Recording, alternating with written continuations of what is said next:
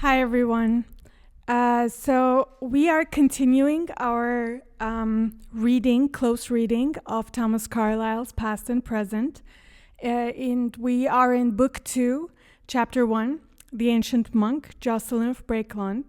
Now, of course, before starting to read, I read the chapter myself with the goal of, looking at the words, the references, understanding Carlyle's somewhat circuitous prose.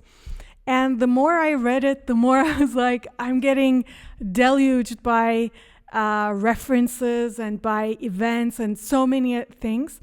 And it's also like each little thing that Carlyle references is like a universe of its own.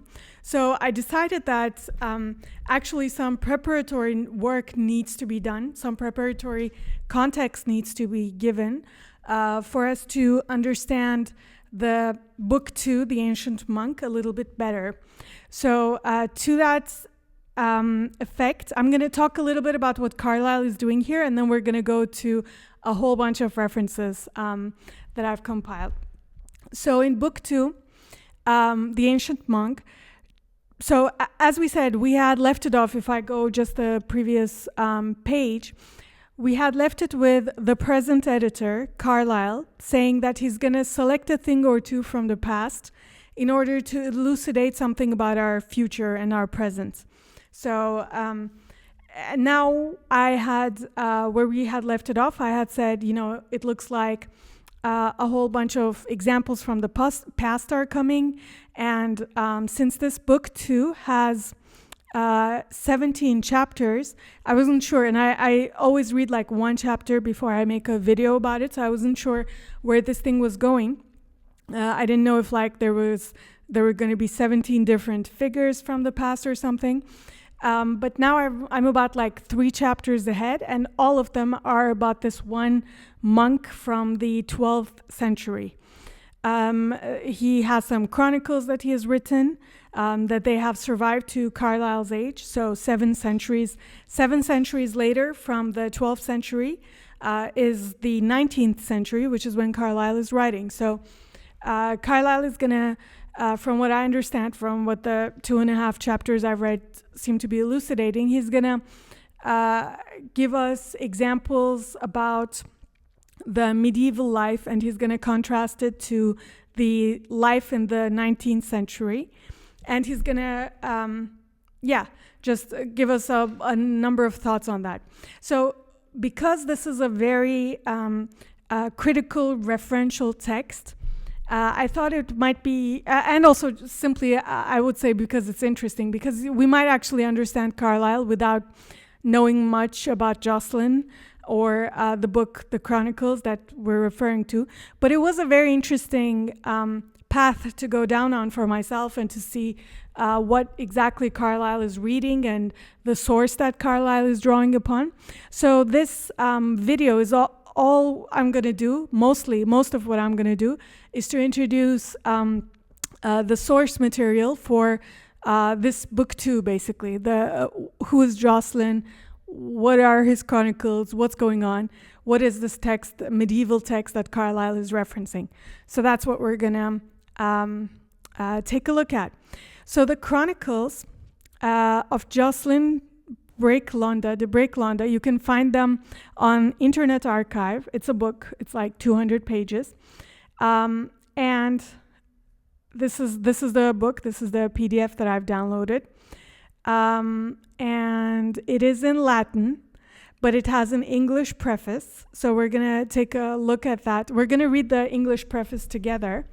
I also thought there's a couple of like things before we get to even reading the book that I wanted to show.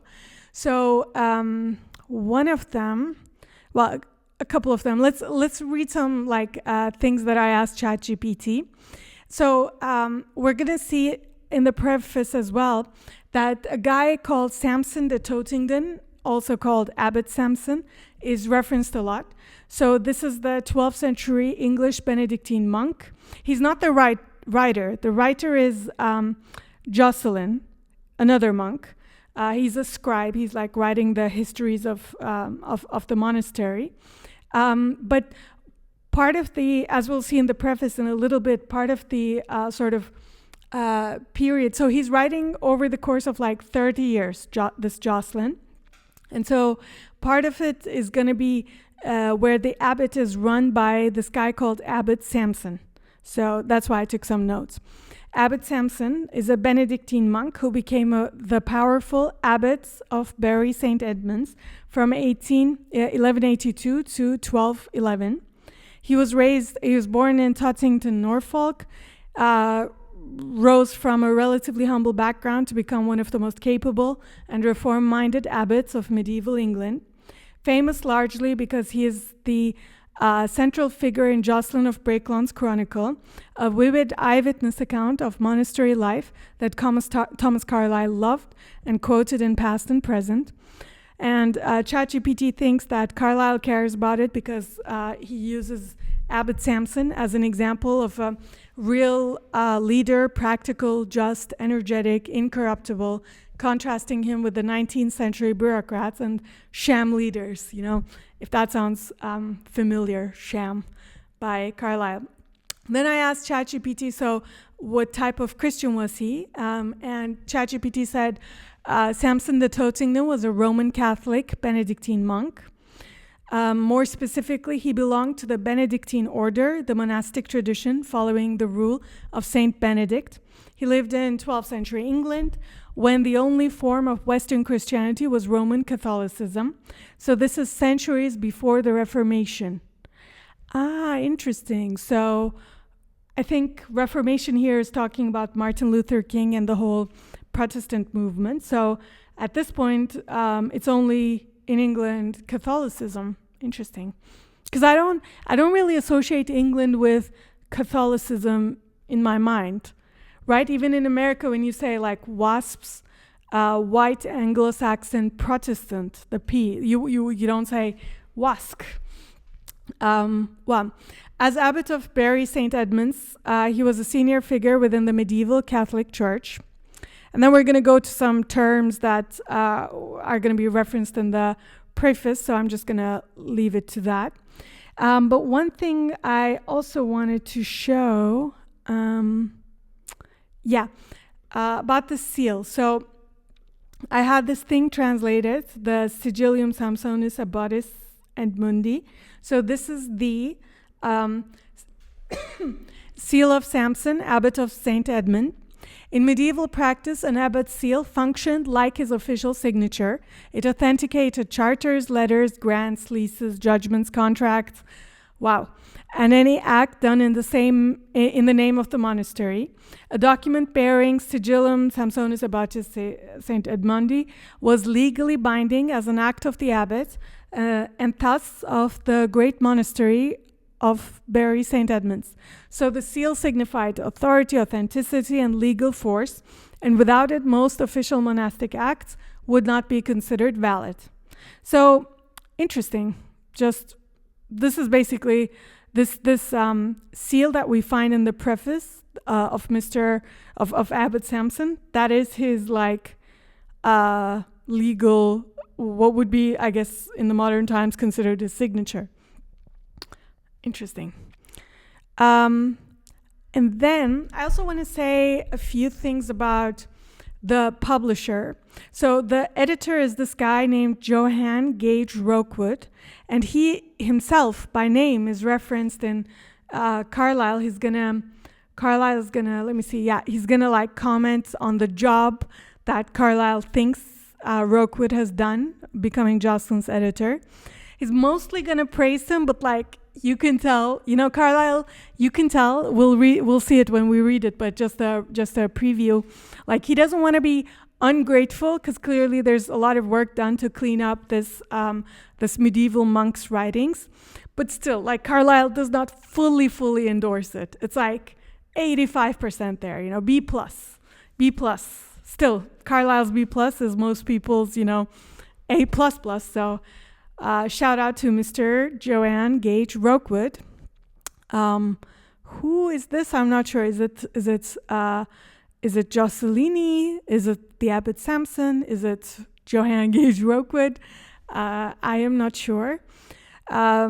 I found this so cute. I think London is referred as Londini in Latin, which just sounds so pleasing to the eye.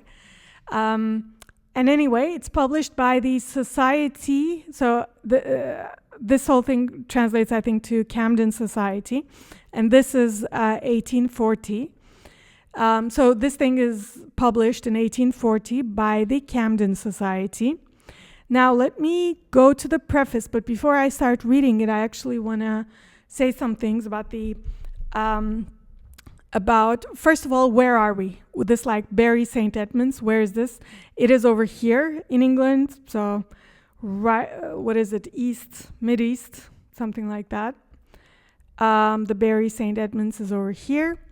It is close to Cambridge, so yeah. And then the Camden Society, I'll just read this little blurb about it, was a text publication society founded in London, Londini, in 1838 to publish early historical and literary materials, both unpublished manuscripts and new editions of rare printed books. It was named after the 16th century antiquary and historian William Camden. In 1897, it merged with the Royal Historical Society, which continues to publish texts in what are now known as the Camden series.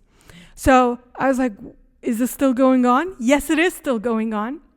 So when you look at the Camden Society, Royal Historical Society website, you'll find something called the Camden series there. And it has like various ways of accessing it and some news and stuff, but when you go at the very bottom, you'll see these things that the Camden Society has put out, basically has the works that they have edited since 1838, and it's still going on. So I clicked on these individual links, and starting from the most recent, you can tell like just this year, they have done the Journals of William Upcott, the holograph letters of Margaret Tudor, Queen of Scots, the papers of Admiral George Grey, who was like, George Grey was this guy in the late 18th century, early 19th century, a Royal Navy officer and a master and commander of the Mediterranean fleet. So I suppose he was keeping some letters, some papers, and those are his papers. So very interesting that like to this day they are keeping and working through and resurrecting old sources. The most interesting thing, and this is something I realized, it should say it somewhere else, but it only occurred to me after looking through, they're publishing primary sources. So this is like the journals of this guy, the holograph letters of this queen, the papers of this captain.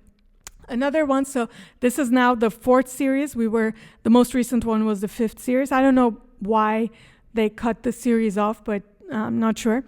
Anyway, so these are like, again, the primary sources. So these are like correspondence of this guy, the letters from these abbots, the papers of this guy. Very like, they're not publishing commentary on the sources. They're not publishing news. They're publishing the actual primary source materials from which all the news are generated. So Camden 3rd series, again,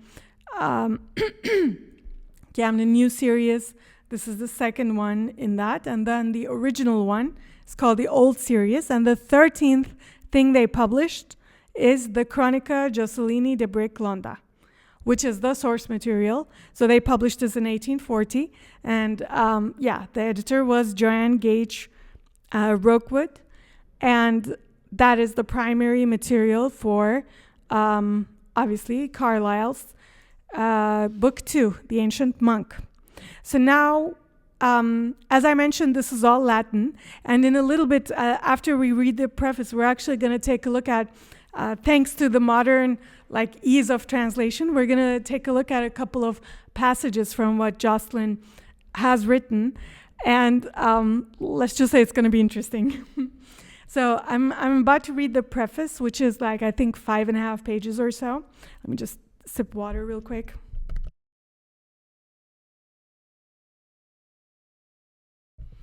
Okay, Preface. The present chronicle comprehends the annals of the monastery of St. Edmund from the year 1173 to 1202.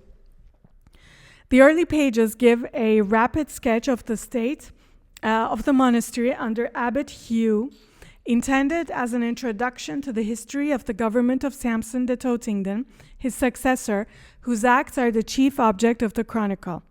Abbot Hugh died in 1180 and was succeeded by Samson in 1182 after a vacancy of a year and 3 months.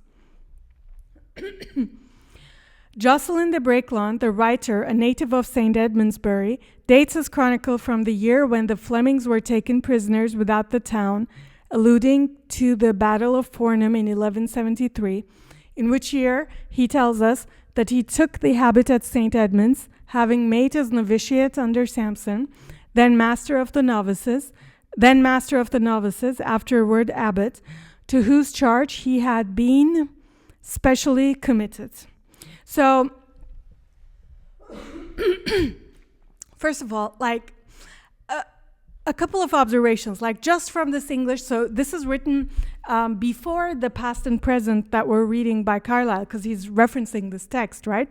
And this preface, isn't it so modern? We can so easily follow it. And this really speaks to Carlyle's prose is not some archaic type of prose that was happening in the 19th century in England. Carlyle's prose is really uniquely his own. His run-on sentences referencing a million things and stuff. This is a lot easier to follow. It's a very modern preface, as we can tell. Another interesting thing that I just love the phrase around the monks and the monastery, which is that he took the habits. If in the modern times I would tell you somebody took the habit, that would almost, to my ears, that sounds like a drug habit or a drinking habit or something. It sounds wrong. But in this instance, taking the habit just means becoming a monk, starting the process of becoming a monk. So when Jocelyn de Brakelond started this process, I remember I did something with ChatGPT about this. Let me just find it. Making his novitiate means he was spending his trial period living as a beginner monk to learn the rule and test his vocation before taking full vows. So Mr. Jocelin is just doing his beginner monk thing under Samson, and who was the master of the novices, right? So that was his immediate supervisor. Before and after he was the master of novices, afterward, Samson became the abbot. And so to Samson's charge, Jocelyn was specially committed. And then the preface goes on saying, according to Bale, he studied at Cambridge, and as we knew from the map, that Cambridge was quite close. Sorry, 1 second. He studied Cambridge, but for this we have not seen any authority. So the editors of the Camden Society in the 1800s are saying, Bale says he studied at Cambridge, but we haven't found any records corroborating that. One quick note, actually 2 quick notes. So I wanted to say something about John Gage Rokewood, the editor. This phrase kept coming up. This guy was a historian and an antiquarian. And when you go to the rabbit hole, antiquary means an aficionado or student of antiquities or things of the past.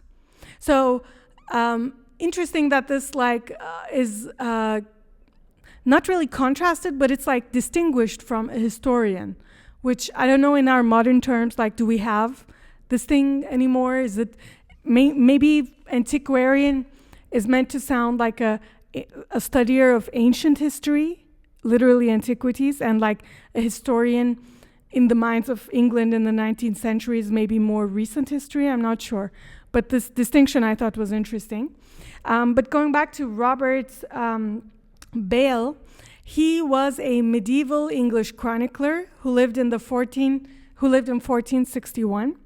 So this is like 300 years after the abbot, after Jocelyn, or 250 years, around 300 years after what's going on with the monks and Abbot Samson and stuff. But it's also like before, like 300 to 400 years before Carlyle's time. So this guy is like a historian that is just in the middle period, right at the middle period between the events happening at the monastery, or the events, that Jocelyn is chronicling, and Carlyle's time. And we'll go back to the preface. Okay. According to Bale, so this is the Bale, the historian. He studied at Cambridge, because I was like thinking, why couldn't they just ask Bale? It's because like Bale has lived, 3-4 centuries before this preface was written. He studied at Cambridge, but for this we have not seen any authority. At the time of the election of Abbot Samson, Jocelyn was the prior's chaplain, and within 4 months was promoted to be the chaplain to the abbots, with whom he lived to use his own language day and night for 6 years. Okay, so I don't know what this whole to use his own language is all about. I think Carlyle may say something about that. Like, I know obviously he wrote in Latin, but like, is that what they're referring to? I'm not sure. One thing I wanted to say about this prior thing, so the abbot is the head of the monastery. A prior is the second in command of the monastery, ranking just below the abbot. A prior's chaplain is the cleric who serves as the personal religious assistant to the prior, conducting his private prayers and liturgical duties. So I just thought it's very interesting, like, this is like a monk's monk. Because I would imagine the guy who's the head of the monastery and the prior, the second in command of the monastery, I mean, these are already religious figures in my mind. So the fact that they have their own chaplain, I just found very interesting. In 1198 and 1200, he did the honors of the abbey as guest master, perhaps still continuing one of the abbot's chaplains. So this implies that the abbot has many chaplains, and was afterward almoner, an office which he filled at the death of Samson in 1211. So now we are presented with I think at this point, 4th position in a monastery. So we talked about novices, then there's the master of novices, there's the abbot, there's the prior. Now we have there's also the guest, what was it called? The guest master, so that's the 5th position that we have seen so far. And now we're talking about the 6th position, which is the almoner. An almoner is the monk responsible for distributing charity to the poor on behalf of the monastery. All right? Okay. Which he filled until the death of Samson in 1211. A contemporary monk of St. Edmund's has recorded the character of our chronicler, that is Jocelyn, in these simple words. I'm going to attempt to read the Latin, and then we'll read the translation. Dominus Jocelynus elemosinarius noster vir religionis eximie potens in sermone et opere. If God grants me a longer life, I will hopefully learn Latin someday. It just sounds, it's like on my list, There are a couple of languages that sound very beautiful, and Latin is definitely one of them. So, first of all, can I just comment real quick? There's no translation offered. You would think, okay, he says these words, and then I was expecting them, especially since this is an English preface, to translate it, but no translation is offered, implying that, I think they just expect the readers in general, maybe, or at least the reader of this book to know enough Latin. But the translation here is, Lord Jocelin, our almoner, a man of remarkable holiness, powerful in word and in deed. Right? So at least one other monk in the monastery, holds Jocelyn, the writer, the chronicler, in high esteem. Jocelyn de Brakelond wrote on the miracles of Saint Robert, the boy martyred by the Jews at Saint Edmundsbury in 1181. Bale and later bibliographers also ascribed to him the Chronica de Electione Hugonis Abbatis Postea Episcopi, so some work, okay? Bale, so other historians think that Jocelyn also wrote this thing, but the editors now of the Camden Society are saying, but the part which our author, so the part which Jocelyn took on the occasion of that election, is spoken of in the same chronicle in such a manner as to leave no doubt that it was the work of another. So they're saying, this guy, this Bale guy who was writing 300-400 years ago, thought that this other work was written by Jocelyn, but in that work, Jocelyn's part of in what was going on is mentioned in such a way that leaves no doubt that he's not the author of this work. So basically, they're like doing some cleanup on this happens like across centuries. There's always there's some author and then some work that is not necessarily accounted for or that may be misattributed to him. So the Camden Society is just doing some cleanup work here. Interesting thing over here that they just mention in one sentence and move on. So is Saint Robert the boy martyred by Jews? So I was like, what is that about? You won't find, first I was trying to search by Saint Robert or something, but nothing came up. So they're talking about Robert of Bury, and I'll read this first part. Robert of Bury died 1181, was an English boy, allegedly murdered and found in the town of Bury St. Edmunds, Suffolk, in 1181. His death, which occurred at the time of rising anti-Semitism, was blamed on local Jews. Though a hagiography of Robert was written, no copies are known, so the story of his life is now unknown beyond the few fragmentary references that survive. His cult continued until the English Reformation. This is also interesting. Robert of Bury joined a small group of 12th century English unofficial saints. So that's why, even though it's referenced in the preface in the 19th century Camden Society text as Saint Robert, it's not like a canonized saint. I think that's the word they use when they make it official. So it's like an unofficial saint. So he's saying Robert of Bury joined a small group of unofficial saints of strikingly similar characteristics, all young boys, all mysteriously found dead, and hailed as martyrs to alleged anti-Christian practices among Jews. Contemporary assumptions made about the circumstances of their deaths are typical of blood libel. The first of these was William of Norwich, whose death and cult were probably an influence on the story that grew up around the death of Robert. And then, so they're talking about some cult. I'm not sure what that's about. But one interesting thing is these. So I was like, how many of these are there? There are 3 others in England, and then some others across, I think, Europe. And then the Simon of Trent is the super famous one. That's the only one that I was aware of, and that's in the city of Trent. Where is the city of Trent, I wonder? Italy. Trent is in Italy. Okay. It's interesting that, another part of this is it's interesting that this is such a big thing that they are mentioning it in a preface 7 centuries later. I feel the death of a handful at this point, this is just 7, 3 in Europe plus 3 in England, plus another 1, Robert.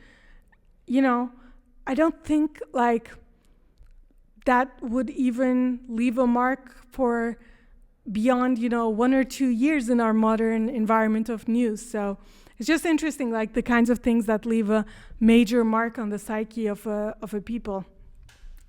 So let's continue with the preface. Okay.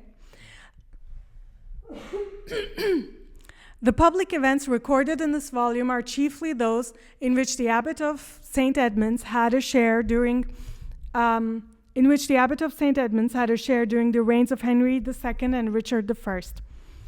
They are not without historical interest, but the merit of the Chronicles lies more in the variety of ordinary incidents detailed, from which often something is to be learned touching our language, manners, and customs, or our system, civil and religious. I think modern day we would say civic and religious maybe, particularly the monastic polity.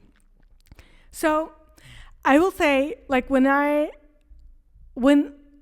let's keep this observation for later. I will just say, like, when I first read this, I thought, oh, that's cute. Like, so, okay, he was writing that about stuff that was coinciding with the reigns of these two kings. But, like, the society, the editor is clearly telling us, like, the value of the chronicle is in the ordinary incidents that are detailed. So the things I was imagining were things like, you know, we're in the monastery today and like the birds are chirping and the seas are singing or whatever, you know, that was the image I had in my mind, or some little language and manners, like a guest came and we spoke about this and then the guest left. That's what I'm imagining. We'll see towards the end if those expectations panned out.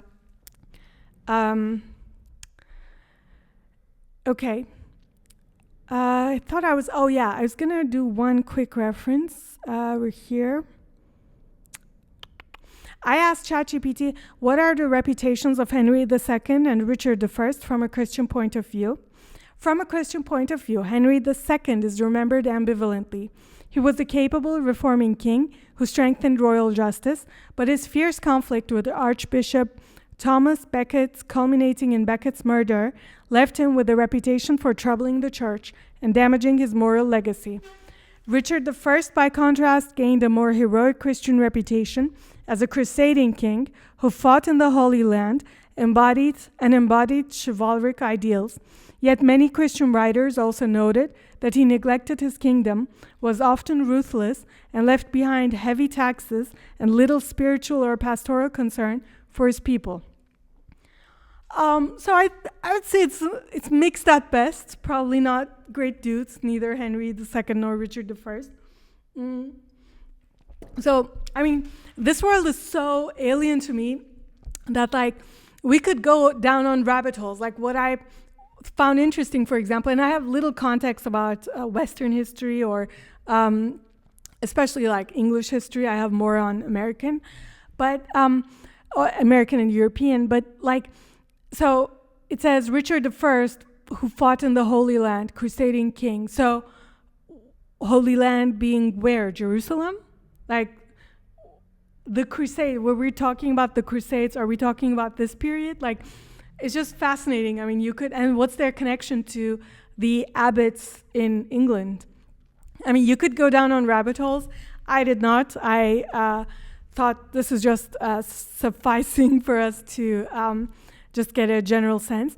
Another kind of interesting thing is, like, so Henry II is remembered ambivalently, but he had a fierce conflict with this archbishop. I mean, it's so interesting. Like, in the modern day, can you even imagine, like, the leader of a country having a fierce conflict with one of the religious leaders in the country? Like, I think in pretty much all countries that I can think of, the religious leaders are squarely under the thumb of the political leaders, you know, such that one cannot imagine this kind of, like, high-level conflict between the two, to the point that, like, one gets murdered. This is like another world. Okay. Yeah.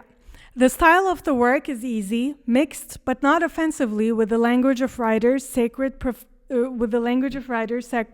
and profane, according to the custom of the monastic historians of the age. The story is told throughout with a pleasing naivete, and sometimes humor. The characters are drawn with spirit, and the whole seems written with truth. That part of this chronicle is subsequent to the Chronicle of Diceto is apparent from the fact that our author, so that's Jocelyn, commenting on an occurrence in the monastery of St. Edmund during the year 1200, cites words which he finds apt to his purpose, used by the Dean of London in his chronicle. So this is just the Camden Society, like situating the Chronicles of Jocelyn within the timeline of the medieval times. So he's saying this writings definitely happened after this other thing that clearly everyone in the mid-1800s knows was published, which is like the Chronicle of Diceto. So I remember I asked something about that. I'm not sure if it made it here.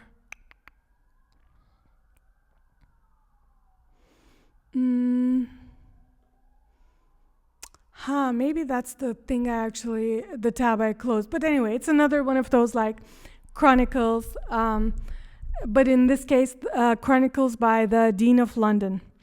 That was published before Jocelyn's time.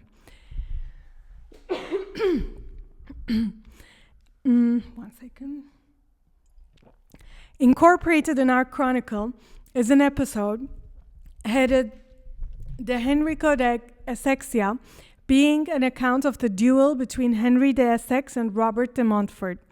The heading is our author's, but the narrative is expressed to be added by a monk who accompanied the abbot of St. Edmunds to Reading, which is a place, and received the relation from Henry de Essex himself, then in the cloister of the Abbey of Reading.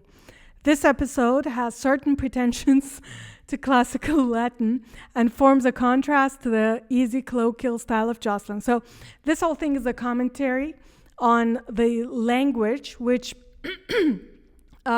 language of Jocelyn's chronicles. And they're basically saying, this little chapter, the part that starts with this, is written by some other guy who has pretensions to classical Latin. So it's clearly not as skilled of a writer as Jocelyn, who has a more easy and colloquial style. So again, like a little bit of editorial commentary by Camden Society. At the end of the chronicle, which breaks off abruptly some years before the death of Abbot Sampson, will also be found an evidence of the lands held of St. Edmunds granted to the family of Cokefeld.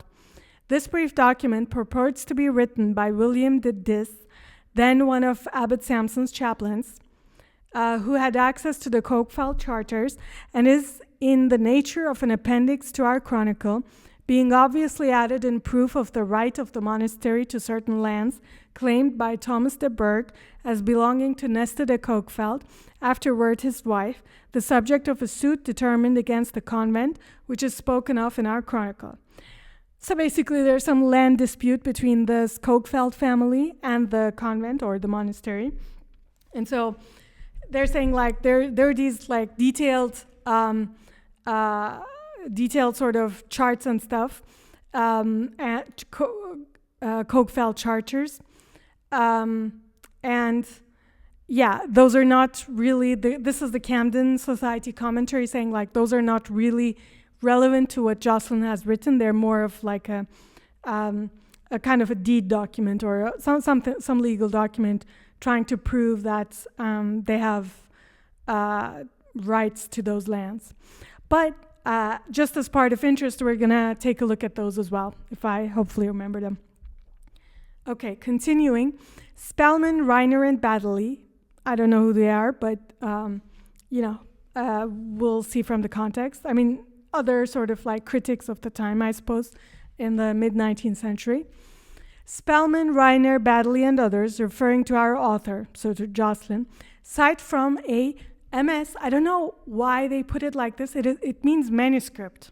So these guys cite from, also referring to Jocelyn, cite from a manuscript in the Cotton collection, Vitellius D, which is described in Smith's catalog in these words. And then they say a bunch of Latin words.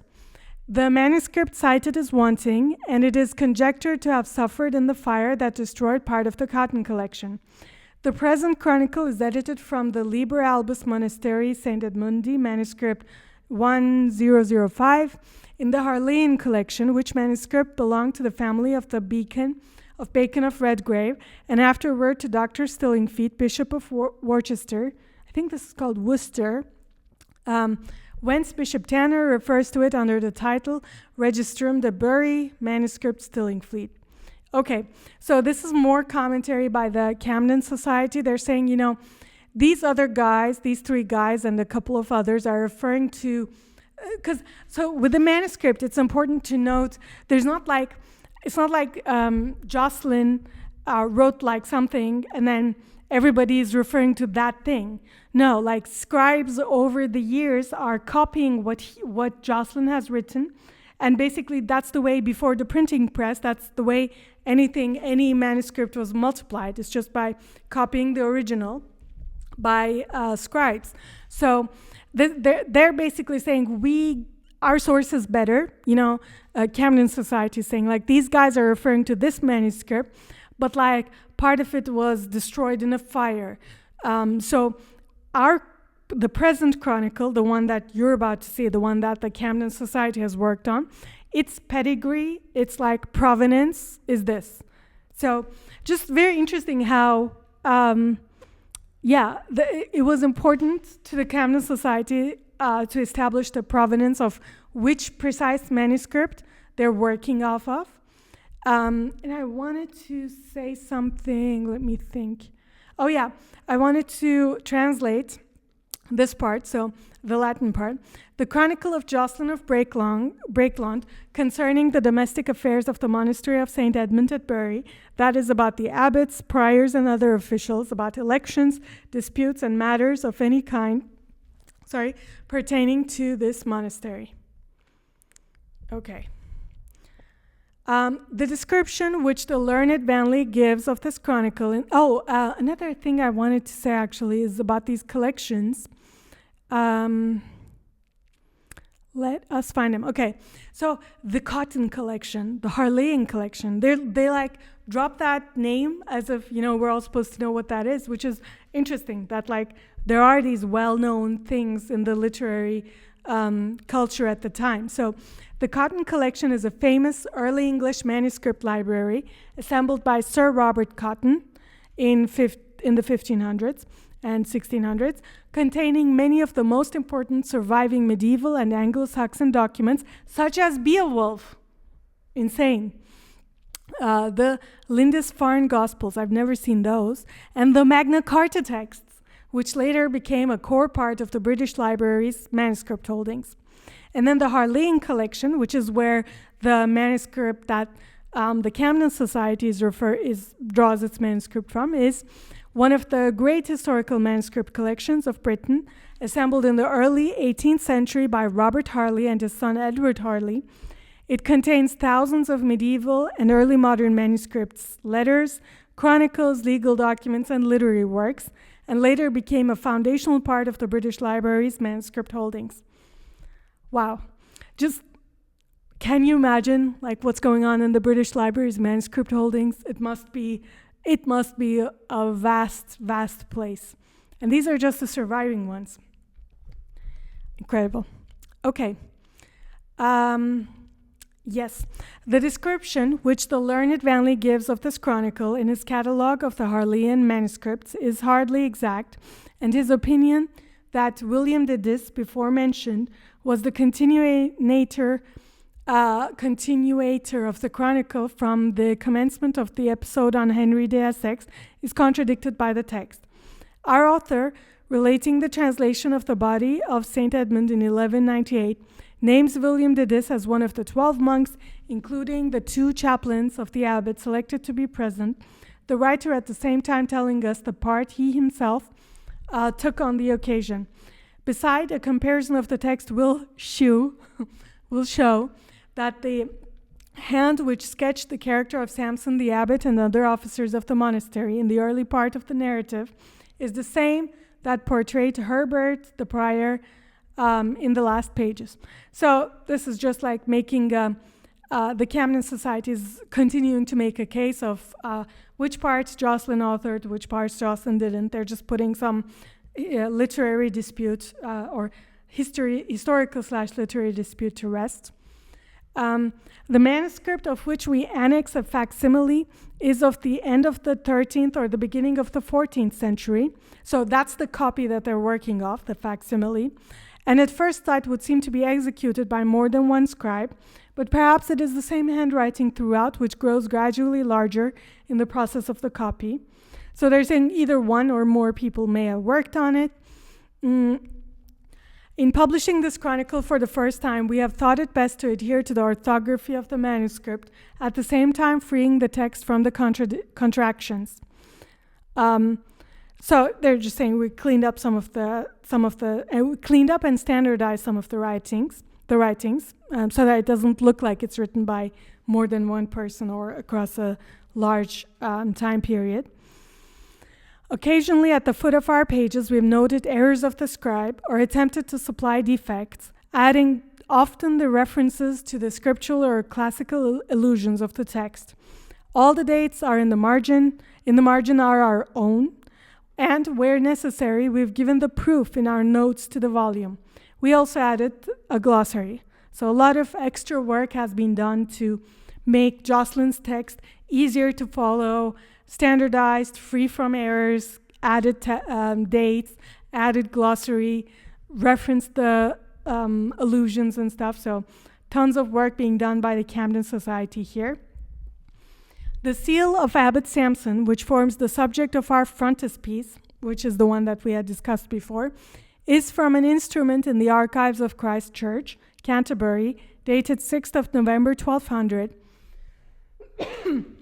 being an award in a manner of dispute between the Archbishop of Canterbury and Canons of Lambeth, referred by Pope Innocent III to Hugh, Bishop of London, for whom Roger, Dean of Lincoln, was substituted, Eustache, Bishop of Ely, and the Abbot of St. Edmunds. So this is like, this whole paragraph is just showing the provenance of the seal of abbots. Like, incredible. The Camden Society is being very, very thorough with the provenance of everything that they are writing and showing here.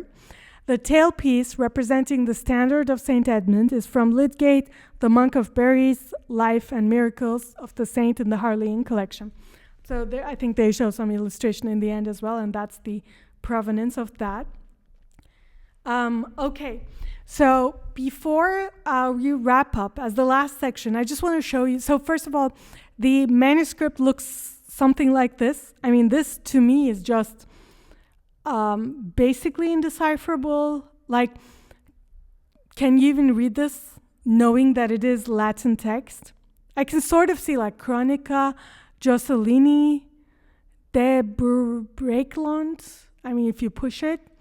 But like this first line, this is a Q, maybe a U, maybe an O, maybe a D. It's just very, very interesting that this would have been legible. Like, it's meant to be read. It's not meant to be deciphered, right? So it's interesting that this would have been easy to read to people in the past. And let's see, like, now it starts, the Latin. Now we know it says, quod vidi et audivi scribere curavi. Let's see if we can match it. Quod vidi et audivi something. I can't even see where scribare is written. Just like very difficult. Lots and lots of work. Or training must have been there to be able to make this simple, legible thing. Okay, so now I'm going to show a couple of places that I just copied the Latin text, and I had it translated to English, and I'm going to read those to you. But before we go to those, like, I want to, So this is the first page from 1193 that we're going to talk about. I just want you to think for a minute. Like, if I told you there's a medieval monk who's keeping notes and writing stuff, what would you imagine this medieval monk to be writing about? Like, just hold that in your mind. Like I said, especially when the preface was talking that it's a lot of the things mentioned were about ordinary instances and stuff. I thought it's going to be very like mundane, but also very like human, like almost like short stories, except that they're real. That's what I had imagined. Now we're going to read what this text from 1193 is. When there was war throughout all England after King Richard had been captured, the abbot, together with the whole convent, solemnly excommunicated all makers of war and disturbers of peace, fearing neither Count John the king's brother nor anyone else, whereby the abbot was called high-spirited. After doing this, he went to the siege of Windsor, where, armed and accompanied by certain other abbots of England, having his own banner and leading many soldiers at great expense, he strove there more by counsel than by bravery. But we cloister monks judged such an action dangerous, fearing the consequence that a future abbot might be forced to go in person on a military campaign. When a truce had been granted at that time, he went to Germany and there visited the king with many gifts. So do you get the sense that this is a monk? Like that is not what I imagined a medieval monk to be doing. A medieval monk has abbot, like the head of the monastery. He has a banner. He's leading soldiers at his own expense. He is he's excommunicating makers of war and disturbers of peace, and therefore fearing retribution potentially by the king or the king's brother. But then, once the truce has been granted, so once the conflict is resolved, he goes to Germany and visits the king with many gifts. Like, what kind of a monk is this? This seems like very much what I imagined a kind of strong political leader of a certain section, like in Game of Thrones, when you say the house of this or that house of Stark. Like, this seems like the house of Stark, Ned Stark's relation to the king down south.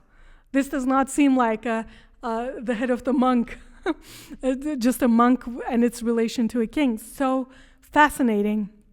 All right, we're going to read some other random selection from 1196. And it's a little bit larger because I wanted to get a better sense, because I was so shocked by this passage. I didn't know if this was like an exception, and we're going to see it's not an exception. Okay, Abbot Samson entered into a dispute with his knights, he against all of them, and all of them against him. He proposed to them that they ought to render to him in full the service of 50 knights in scutages, in aids, and in similar obligations, because, as they said, they held fiefs for that number of knights. So I think they held lands or something for that number of knights, 50 knights. He asked why 10 of those 50 knights should be without service, or by what reason or whose authority those 40 should receive the service of 10 knights. They all answered with one voice that such had been the custom, that 10 of them should always assist the 40, that they neither wished nor ought to answer further about it, nor enter into a lawsuit. When, therefore, they had been summoned to answer for this in the king's court, some purposefully excused themselves, and some appeared deceitfully, saying that they could not answer without their peers.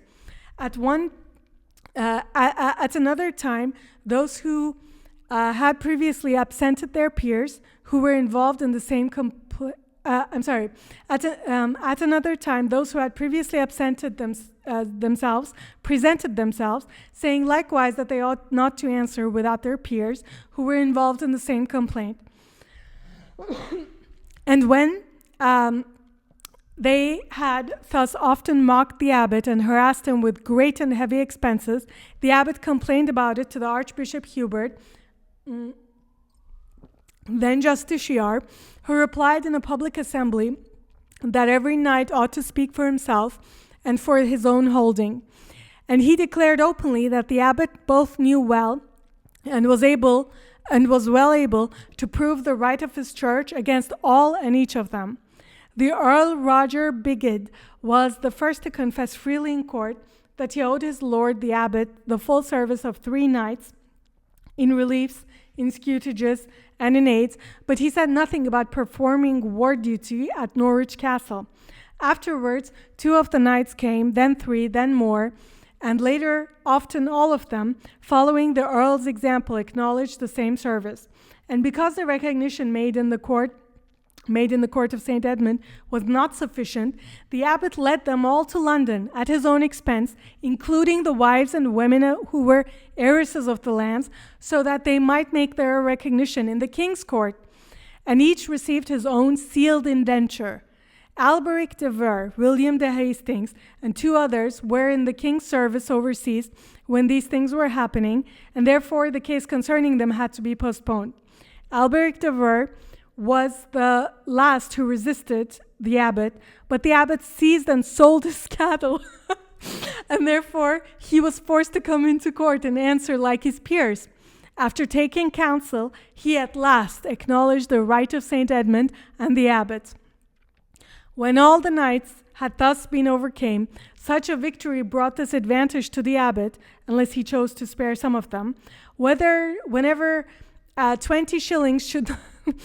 So I'm going to comment on this, but let's just read. Whenever 20 shillings should be set upon each knight's fee, 12 pounds would remain to the abbot, and if more or less were set, more or less would remain to him according to the proper proportion. Moreover, the abbot and his predecessors had always been accustomed, every 20 weeks, to give 7 shillings from their own purse for the ward of Norwich Castle, because of the defect of the 3 knights which Earl Roger Bigot holds of St. Edmund's, which was, as you know, corrected in the king's presence. And each knight of the 4 constabularies used to give 28 pence when they entered to perform their ward duties, and 1 penny to the marshal who collected those pennies, and therefore they gave 28 pence and no more, because the 10 knights of the 5th constabulary were accustomed to assist the other 40. Thus, where they ought to have given 3 full shillings, they only gave 29 pence, and the one who ought to have entered to perform ward duty at the end of 4 months entered instead at the end of 20 weeks. But now each knight gives the full 3 shillings, and the surplus beyond 29 pence remains to the abbot, whereby he is able to discharge himself of the aforesaid 7 shillings. Behold how great a force the abbot's threats had, which he uttered on the first day when he received homage from his knights, as has been described, when each knight promised him 20 shillings and immediately drew back, unwilling to give him in total the 40 pounds, saying that the 10 knights ought to aid the other 14 knights in war duties and in all similar obligations. So that's 1196. I mean, we're going to read one more chapter, but come on. This is the head of a monastery. He is in charge. I mean, you might as well say he has a little army. He has 50 knights, but those 50 knights are not directly pledged to him. They have a middle management layer, this earl, who has 3 knights that he was withholding, but that he now is giving to the bishop, because the bishop dragged them all the 50 of them, dragged them all into court, basically, into the king's court. And these knights are protecting some castle that previously the abbot was sponsoring out of his own pocket, but now he got the knights to do it. Just where is the monk in all of this? Where is God in all of this? This is an administrator of a region, and a strong one, and it seems a good one by all accounts. But I mean, not at all what I expected. A monk. Okay, this is towards the later end, so 1202. And behold, on the feast of St. Agnes, a messenger of the king arrived, carrying a papal letter, in which it was contained that the Bishop of Ely and the Abbot of St. Edmund should conduct an inquiry concerning this guy, and certain other magnates of England who had taken the cross, for whom the Lord King had sought absolution, alleging bodily infirmity and their counsel being needed for the preservation of his realm. The same messenger carried letters from the Lord King, ordering that upon reading the letters, he should come to him by command of the Lord of the of the Lord Pope to confer with him. The abbot was troubled and said, "Straits close me in on every side. I must offend either God or the king. By the true God, whatever may happen afterwards, knowingly I will not lie." Returning home with all speed, somewhat chastened by bodily weakness, humbled, and more fearful than usual, he asked us for counsel through the mediation of the prior, which he had very rarely done before. So Abbot Samson's asking for some advice, how he thought to act since the liberties of the church were in danger, and from where the expenses should come if he undertook this journey, and whom he should commit to the abbey for safekeeping, and what he ought to do for his poor servants who had long served him. And the answer was that he himself should go, and that money, I love that, like Jocelyn, saying he asked us advice about this, and then he immediately gives the response, the resolution. The answer was that he himself should go, that money should be prepared in sufficient amount to be paid from our sacristy and from our pittances, from our other revenues at his will, and that he should entrust the abbey to the prior for keeping, and to some clerk whom he had enriched, and who could meanwhile live off his own means, so that the abbot's expenses might be lessened, and that each of his servants should be given money according to how he had served. So, you see a little bit more of the godly service of abbots here. There's something about these guys and some business inquiry. They're seeking absolution or whatever, but there's still some politicking going on. The abbot is thinking that he must either offend God or the king. So a political demand is being made of him that is putting his own religious duties a little bit at risk. And so he's asking advice about that. And what I found just still so interesting is how very much in the world, when I think of a monastery, I think of a guy who's pondering about the larger meanings of life, who's looking at the birds and the trees and maybe reading the Bible, and just mostly like a monk. I think of monks as meditating all the time. I don't think of them as managing little armies and resolving disputes and dragging people to court and I was going to show the land records in the end. Look at this. Look at these. Just look at these. I'm going to find them. Okay, 1 second.